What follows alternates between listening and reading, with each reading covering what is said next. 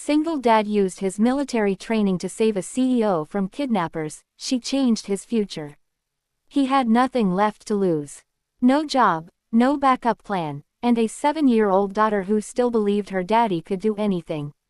What happened on one ordinary Tuesday morning proved she was right, and it set off a chain of kindness that neither of them would ever forget. Most people walk past strangers every day without a second glance. But Marcus Hayes wasn't most people. And on that cold Chicago morning, looking the other way simply wasn't something his conscience would allow. Before we dive into this incredible story, if moments like these move you, stories about real courage, unexpected kindness, and the way one person can change another's entire world, then you're in the right place. Hit that subscribe button and join our growing family here at Heartfelt Moments. Give this video a like if it touches your heart, and drop a comment below telling us about a time a stranger made a difference in your life. We read every single one. Now, let's get into it. Marcus Hayes was 34 years old, a former Army Ranger who had served 2 tours in Afghanistan and come home carrying things no duffel bag could hold.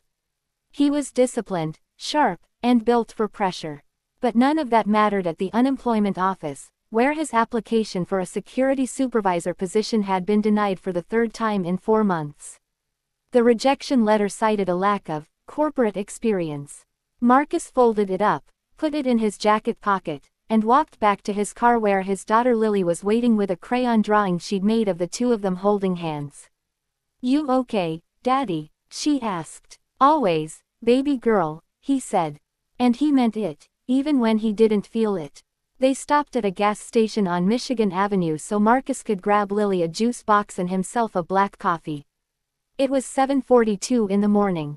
The city was just waking up, taxis honking, businesspeople rushing, pigeons doing their chaotic best on the sidewalk.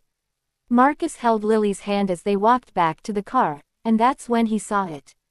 Across the street, outside a glass office building, a woman in a gray blazer was being pushed toward a black SUV by 2 large men. She was resisting, her heels dragging, her briefcase knocked to the ground. Most people kept walking. One man looked up from his phone, then looked back down. A woman in scrubs crossed to the other side of the street. But Marcus stopped. His body remembered things his mind had spent years trying to quiet. He scanned the scene in under 3 seconds. 2 hostiles, 1 target, no visible weapons drawn, vehicle engine running, driver in seat. He handed Lily's juice box back to her, crouched down, and looked her square in the eyes. "Lily, I need you to go stand right next to that lady behind the counter inside the gas station and tell her your daddy said to keep you safe for just a few minutes. Can you do that for me?" Lily nodded seriously. She trusted him completely. Marcus moved fast. He crossed the street at an angle, coming up behind the men before they had processed that anyone was coming at all. What followed lasted less than 90 seconds. Using techniques drilled into him across thousands of hours of training, Marcus subdued both men with controlled, precise force, no chaos, no panic. He held them down until a bystander who had finally dialed 911 confirmed the police were 2 minutes out. The woman in the gray blazer stood trembling against the building, her hand pressed to her chest. "You're safe," Marcus told her, calm as still water. "It's over." Her name was Diana Cho.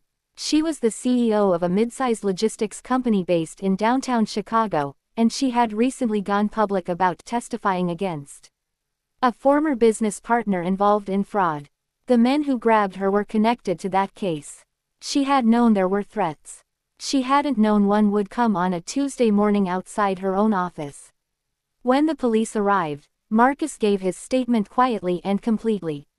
He didn't exaggerate. He didn't ask for anything.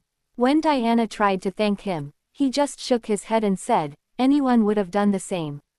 She looked at him carefully when he said that, because she knew, from the faces she'd seen frozen on that sidewalk, that wasn't true at all. Marcus collected Lily from the gas station attendant, who had given her a free granola bar and let her sit on the counter. They drove home in their usual quiet, the radio playing softly, Lily coloring in the backseat.